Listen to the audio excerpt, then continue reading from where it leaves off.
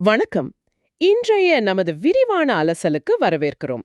நாம இன்னைக்கு நீங்க பகிர்ந்துகிட்ட ஒரு அழகான கதை, டோபியும் மின்னும் கடலின் ரகசியமும். இத பத்தி கொஞ்சம் ஆழமா பேசப் போறோம். இது பார்க்க ஒரு சிம்பிளான குழந்தைங்களோட கதை மாதிரி தெரியலாம். ஆனா உங்ககிட்ட இருக்கிற இந்த மூலக்கதைய வச்சு, இதுக்குள்ள இருக்கிற ஆழமான விஷயங்கள், அது சொல்ற பாடங்கள், இதையெல்லாம் கொஞ்சம் விரிவாக அலசலான்னு இருக்கும். முக்கியமா டோபின்னு ஒரு சின்ன பட்டு துணி ஆமை பொம்மை. அதோட பயணம், அதோட ஒரு பெரிய கனவு, அதுக்கு வர்ற தடைகள், அப்புறம் கிடைக்கிற உதவிகள், கடைசியா அது என்ன கண்டுபிடிக்குது, இதெல்லாம் தான் பார்க்க போறோம். முதல்ல டோபியோட கனவுல இருந்தே ஆரம்பிக்கலாமா? மத்தவங்க அதை எப்படி பார்த்தாங்க? கதை ஆரம்பிக்கிறதே ரொம்ப அழகா இருக்கு. கடலுக்கு அடியில சூரிய ஒளி அப்படியே தண்ணிக்குள்ள வந்து போற ஒரு காலை நேரம். நம்ம டோபி அந்த பச்சை ஓடு, தச்ச கண்ணு எல்லாம் வச்ச ஒரு சின்ன பட்டு துணி ஆமை பவளப்பாறைக்கு நடுவுல மிதந்துட்டு இருக்கு. அந்த முதல் காட்சியே மனசுக்கு இதமா இருக்கு. நிச்சயமா. அந்த வர்ணனையே சூரிய ஒளி தண்ணில பொட்டு வைரம் மாதிரி ஜொலிக்கிறது. அந்த பவளப்பாறைகள் உடனே நம்மள அந்த உலகத்துக்கு கூட்டிட்டு போயிடுது. அதோட முக்கிய கேரக்டரே ஒரு பட்டுத்துணி பொம்மைங்கிறது கதைக்கு ஒரு தனி மென்மையை கொடுக்குது இல்லையா? ஆமா, ஒரு கனவுலகம் மாதிரி கொஞ்சம் பாதுகாப்பான ஒரு உணர்வையும் தருது. உண்மைதா. அப்படி ஒரு சூழல்ல தான் டோபிக்கு ஒரு பெரிய கனவு. 1000 நட்சத்திரத்தை விட பிரகாசமா ஜொலிக்கும்னு சொல்ற அந்த மின்னும் கடலை, ஷிமரிங் சி, அதை கண்டுபிடிக்கணும்னு. ஆனா இத கேட்ட உடனே மத்த கடல் ஜீவன்கள், குறிப்பா ஒரு பட்டுத்துணி டால்பின் நம்பல. ஆமா. அதெல்லாம் சும்மா கதப்பா, யாரும் அத பார்த்ததில்ல அப்படின்னு சொல்லி சிரிக்குது. இது இது ரொம்ப முக்கியமான இடம். நாம ஒரு பெரிய கனவு சொல்லும்போது முதல்ல வர்றது இந்த மாதிரி அவநம்பிக்கை தான். சில சமயம் கேலி கூட வரும். ஆமா, டால்பின் சொல்றதுலயும் ஒரு லாஜிக் இருக்கிற மாதிரி தெரியும். யாரும் கண்டுபிடிக்கல. ஆனா டோபியோட ரியாக்ஷன் தான் இங்க கவனிக்க வேண்டியது. கரெக்ட். டோபியோட அந்த தைச்ச புன்னகை மட்டும் மாறவே இல்ல. ஒரு சின்ன பொம்மை தான், ஆனா மனசுல அவ்வளவு உறுதி. ஒருவேளை யாரும் இன்னும் கண்டுபிடிக்காம இருக்கலாம், ஆனா நான் கண்டுபிடிப்பேன் அப்படின்னு மெதுவா ஆனா ரொம்ப உறுதியா சொல்றான். மிகச்சரியா சொல்லிங்க. மத்தவங்க சந்தேகப்படுறாங்கங்கிறதுக்காக நாம நம்ம வழிய மாத்திக்கலாமா இல்லையாங்கிற கேள்விதான் இங்க வருது. டோபி அந்த சந்தேகத்தை ஏத்துக்கிறான். ஆனா அது தன் பயணத்தை நிறுத்த காரணம் இல்லன்னு முடிவு பண்றான். ம் இது வெறும் பிடிவாதம் இல்ல. தன் மேல, தன் உள்ளுணர்வு மேல இருக்கிற நம்பிக்கை, அதுதான் அவனை முதல் அடி எடுத்து வைக்குது. அந்த முதல் அடியையும் எடுத்து வைக்கிறான். ஒரு நாள் காலையில கடல் அமைதியா இருக்கு. சூரிய ஒளி வழிகாட்டுது. டோபி தனியா கிளம்பல. வழியில 2 நல்ல ஃப்ரெண்ட்ஸ் கிடைக்கிறாங்க. ஆமா. ஒருத்தர் லீலா, ஒரு ஜெலிமீன். ராத்திரியில லைட் மாதிரி ஒளி கொடுத்து வழிகாட்டுறா. இன்னொருத்தர் பென்னி, ஒரு கோமாளி மீன். ஜாலியா ஜோக் அடிச்சுட்டே வர்றான். பாருங்க, இங்கதான் விஷயம். நம்பிக்கை மட்டும் இருந்தா போதாது, பயணத்துக்கு சப்போர்ட்டும் தேவை. லீலாவோட ஒளி ஒரு வழிகாட்டல் மாதிரி. பென்னியோட நகைச்சுவை பயணத்தை லேசாக்குற ஒரு மனப்பான்மை. ஆமா, தனியா ஜெயிக்கிறத விட கூட இருக்கிறவங்களோட ஆதரவோட போறது ஈஸிங்கிறது இது காட்டுது. ஒருத்தரோட கனவு மத்தவங்களையும் இழுத்துட்டு வருது பாருங்க. இந்த நட்பு பயணத்தோட அடுத்த கட்டத்துல ரொம்ப முக்கியமா ஆகுது. அவங்க நிழல் பாறை அப்படின்னு ஒரு இடத்துக்கு வராங்க. Shadow reef.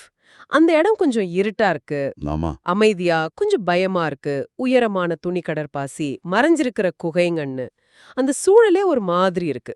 பென்னி கூட பயந்துடுறான். ஆமா, இயல்புதானே. டூபி வேணா திரும்பி போயிரலாமா அப்படின்னு மெதுவா கேக்குறான். இதுதான் இதுதான் அந்த டெஸ்டிங் பாயிண்ட். எந்த ஒரு பெரிய லட்சியத்தோட பயணத்திலையும் இந்த மாதிரி நிழல் பாறைகள் வரும்.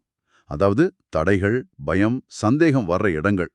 இங்கதான் ஒருத்தரோட கேரக்டர் தெரிய வரும். ஆமா, திரும்பி போறதா இல்ல பயத்தை தாண்டி முன்னாடி போறதா? பென்னியோட பயம் ரொம்ப ரொம்ப யதார்த்தம். நம்ம நிறைய பேர் அப்படிதான் யோசிப்போம். ஆனா டோபி என்ன சொல்றான் பாருங்க. அவனுக்கு பயம் இல்லைன்னு சொல்ல முடியாது. ஆனா ஒரு ஆழமான மூச்சை இழுத்துட்டு ரொம்ப தெளிவா சொல்றான். நாம இப்ப திரும்பி போயிட்டா முன்னாடி என்ன இருக்குன்னே நமக்கு தெரியாம போயிடும். ம் இது சும்மா வார்த்தை இல்ல. இது ஒரு ஆட்டிடியூட். தெரியாதத கண்டு பயந்து நிக்கிறத விட என்ன இருக்குன்னு பாத்துரலாங்கிற தைரியம். கரெக்ட். இங்க டோபியோட அந்த லீடர்ஷிப் குவாலிட்டியும் தெரியுது. அவன் பயத்தை இல்லைன்னு சொல்லல, ஆனா அதை ஃபேஸ் பண்ண முடிவு பண்றான்.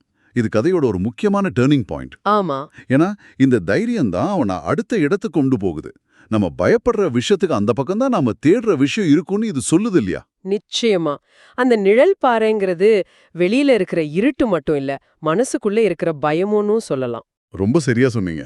சரி, அவங்க அந்த இருட்டான பகுதியை தாண்டி இன்னும் கொஞ்சம் ஆழமா நீந்தும்போது டோபிக்கு முன்னாடி ஏதோ மினுமினுன்னு தெரியுது. ஓ, என்னவா இருக்கும்னு ஆர்வத்தோட அந்த லைட்டை நோக்கி போறாங்க. அங்க போனா அது அவங்க தேடின சிப்பி இல்ல, ஒரு சின்ன அழகான கடல் குதிரை யாரோ போட்ட நூல் வலையில மாட்டிக்கிட்டு தவிச்சிட்டு இருக்கு. ஆஹா, இது ஒரு எதிர்பாராத ஒரு விஷயம் பாருங்க. அவங்க தேடி வந்தது மின்னும் கடலை. ஆனா கண்ணுல பட்டது உதவி தேவைப்படுற ஒரு உயிர். இங்கேயும் டோபியோட குணம் டெஸ்ட் ஆகுது. ஆமா, அவன் தன்னோட லட்சியத்தை நோக்கி போயிருக்கலாம், இல்ல இத ஒரு தடங்கலா நினைச்சு விலகி போயிருக்கலாம். ஆனா அவன் என்ன செஞ்சான்? டோபி ஒரு செகண்ட் கூட யோசிக்கல. தன்னோட அவசரத்தை மறந்துட்டு உடனே அந்த கடல் குதிரைக்கு கவலைப்படாத அப்படின்னு சொல்றான். அவனோட வாயே பட்டு துணிதான். ஆனா அதை வச்சே அந்த நூலை மெதுவா கவனமா கடிச்சு அந்த சின்ன கடல் குதிரைய காப்பாத்துறான். இது இது ரொம்ப ஆழமான ஒரு இடம். இங்கதான் வெறும் தைரியம் மட்டும் போதாது, கருணையும் வேணும்னு கதை சொல்லுது. நிழல் பாறையை கடக்க தைரியம் ஹெல்ப் பண்ணுச்சு. ஆனா அந்த மின்னும் கடலை அடையறதுக்கு இந்த கருணை தான் சாவியா அமையுது. கரெக்ட். அவன் செஞ்ச உதவிக்கு நன்றியாத்தான் அந்த கடல் குதிரை வழிகாட்ட போகுது. யோசிச்சு பாருங்க, அவன் அதை கண்டுக்காம போயிருந்தா ஒருவேளை மின்னும் கடலை பாத்திருப்பானா? சந்தேகம்தான். நீங்க சொல்றது 100க்கு 100 சரி. காப்பாத்தப்பட்ட கடல் குதிரை தேங்க்ஸ் சொல்லிட்டு சிரிக்குது. ரொம்ப தேங்க்ஸ்பா அம்மையே, நீ செஞ்ச உதவிக்கு என்ன பண்றதுனே தெரியல, என் கூட வா, நான் உனக்கு ஒரு சூப்பரான விஷயம் காட்டுறேன் அப்படின்னு சொல்லுது. அது அவங்கள கூட்டிக்கிட்டு ஒரு மாதிரி நீர்க்குமிழி திற வழியா உள்ள போகுது. அடுத்த நிமிஷம் அவங்க ஒரு மேஜிக் உலகத்துல இருக்காங்க. கடல் பூரா தங்கம், நீலம், இளஞ்சிவப்பு, வெள்ளின்னு கண்ணை பறிக்கிற மாதிரி ஜொலிக்குது. கடைசியா அவங்க மின்னும் கடலுக்கு வந்துட்டாங்க. அடடா, என்ன ஒரு காட்சி அது! அந்த வர்ணனையே தங்கம், நீலம், பிங்க், சில்வர், இது வெறும் லைட் இல்ல, இது ஒரு பெரிய சந்தோஷம், ஒரு கனவு நனவானதோட அடையாளம். ஆனா அதுக்கு காரணம் என்ன? அந்த ஒளி எங்கிருந்து வருது? அந்த ஒளி கடலோட தரையில அமைதியா இருக்கிற நூத்துக்கணக்கான சின்ன தானா ஒளிரும் சிப்பிகள்ல இருந்து வருது. டோபி அத பார்த்து அப்படியே பிரமிச்சு நிக்கிறான். அவனால நம்பவே முடியல. இது நிஜம், கதை இல்லன்னு சந்தோஷத்துல கத்துறான். அப்போ அந்த கடல் குதிரை சிரிச்சுட்டே சொல்லுது, நீ தைரியமாவும் அன்பாவும் இருந்ததுனால தான் இதை கண்டுபிடிச்ச. இதுதான் பாயிண்ட். அந்த கிஃப்ட், அந்த மின்னும் கடல், அது சும்மா தேடுனதுனால கிடைக்கல, லக்குல கிடைக்கல. அது டோபியோட குணத்தினால, அவனோட விடாமுயற்சி, தைரியம், அப்புறம் கரெக்டான நேரத்துல காட்டின அந்த கருணை, இதனால கிடைச்சது. ஆமா, கடல் குதிரை சொல்ற அந்த வார்த்தை பிரேவ் அண்ட் கைண்ட் ரொம்ப முக்கியம். தைரியம் வழிய திறந்துச்சு, கருணை போய் சேர வச்சுது. ரெண்டுமே தேவைப்பட்டிருக்கு. அன்னிக்கு சாயங்காலம் டோபியும் அவனோட ஃப்ரெண்ட்ஸ் லீலாவும் பென்னியும் அந்த ஜொலிக்கிற அலையில டான்ஸ் ஆடி என்ஜாய் பண்றாங்க. முதல்ல டோபியோட கனவு நம்பாத மத்தவங்கெல்லாம் கூட இப்ப அவனை கொண்டாடுறாங்க. கடல் ஒரு கனவு மாதிரி மின்னுது. தன்னோட கனவு விடாம துரத்துன தைரியமும் கருணையும் உள்ள அந்த சின்ன ஆமைக்காக எல்லாரும் சந்தோஷப்படுறாங்க. ரொம்ப நிறைவான ஒரு முடிவு. சரி, இப்ப இந்த அழகான கதையோட முக்கியமான பாடங்கள்ல இன்னும் கொஞ்சம் ஆழமா பார்க்கலாம். கதையிலேயே 2 நீதி சொல்றாங்க. முதல்ல, தைரியமும் கருணையும் ரொம்ப இருட்டான கடல்களை கூட ஒளியாக்கும். இது ரொம்ப பவர்ஃபுல்லான ஒரு வரி. நிழல் பாறையோட இருட்ட டோபியோட தைரியம் போக்கடிச்சது. ஆனா மின்னும் கடலோட ஒலிய அவனுக்கு பரிசா கொடுத்தது அவனோட கருணை.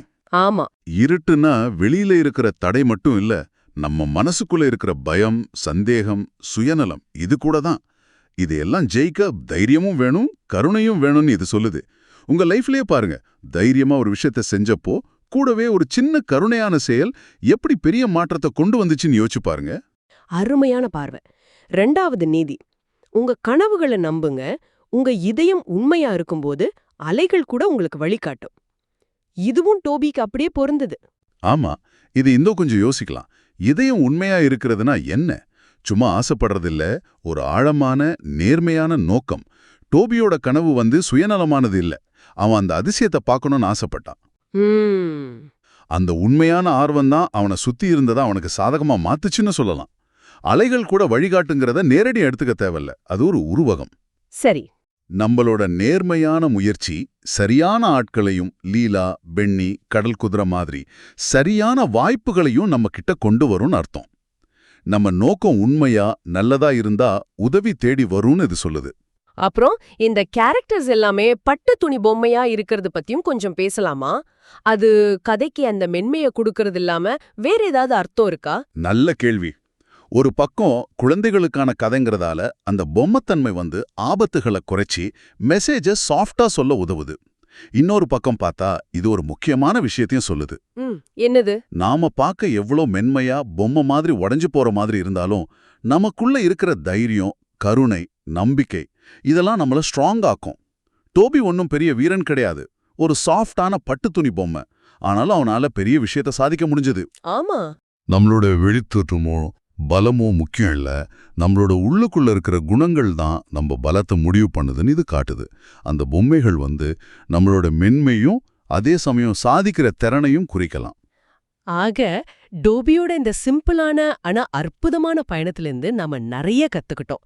மத்தவங்க கிண்டல் பண்ணாலும் சந்தேகப்பட்டாலும் நம்ம கனவை நம்புறது, வர்ற தடைகளை அந்த நிழல் பாறைகளை ஃபேஸ் பண்றதுக்கு தைரியம், நாம காட்டுற சின்ன கருணை எப்படி பெரிய கதவுகளை திறக்குங்கிறது, தனியா இல்லாம ஃப்ரெண்ட்ஸோட சேர்ந்து போறது, கடைசியா விடாமுயற்சியோ நல்ல குணமோ ஜெயிக்க வைக்குங்கிற நம்பிக்கை. இது குழந்தைங்களுக்கான பாடம் மட்டும் இல்ல, நமக்கும் தான். கரெக்ட். இந்த அலசலோட இறுதியில உங்களுக்காக ஒரு சின்ன சிந்தனை. டோபியோட கதை மாதிரி உங்க வாழ்க்கையில நீங்க தயக்கத்தோட செஞ்ச ஒரு தைரியமான காரியம், இல்ல யாருமே பார்க்காதப்ப நீங்க காட்டின ஒரு சின்ன கருணை, அது உங்களை எதிர்பாராத ஒரு நல்ல இடத்துக்கோ, ஒரு புது புரிதலுக்கோ, இல்ல ஒரு சந்தோஷமான மொமெண்ட்டுக்கோ கொண்டு போன அனுபவம் இருக்கா? இல்லனா இந்த மாதிரி சிம்பிளான கதைகள், குறிப்பா சின்ன வயசுல கேட்கிற கதைகள், நமக்கே தெரியாம தைரியம், கருணை, நம்பிக்கை மாதிரி பெரிய விஷயங்களை எப்படி நமக்குள்ள விதைச்சு நம்ம கேரக்டரை உருவாக்குது? இத பத்தி கொஞ்சம் யோசிச்சு பாருங்க. நிச்சயமா யோசிக்க வேண்டிய கேள்விதான். இந்த ஆழமான அலசல்ல எங்களோட இருந்ததற்கு நன்றி. மீண்டும் அடுத்த முறை சந்திக்கலாம்.